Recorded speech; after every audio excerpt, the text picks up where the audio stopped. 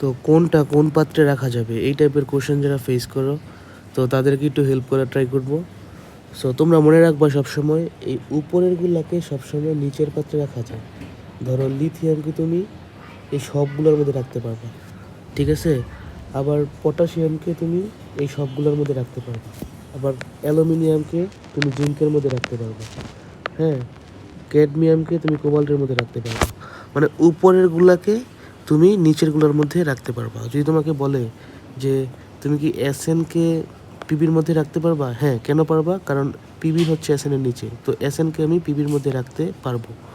যদি তোমাকে বলে তুমি কি এইচজিকে নিকেলের মধ্যে রাখতে পারবা, তখন তুমি এইচজিকে নিকেলের মধ্যে রাখতে পারবা না।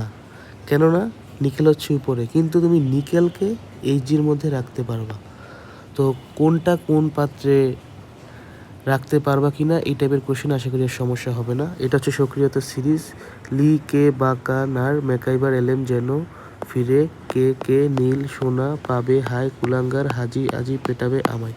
এই ছন্দের মাধ্যমে তুমি এটা মনে রাখতে পারো এবং কোনটা কোন পাত্রে রাখা যাবে ওইটা নিয়ে তোমাদের আশা করি আর কোনো সমস্যা হবে না।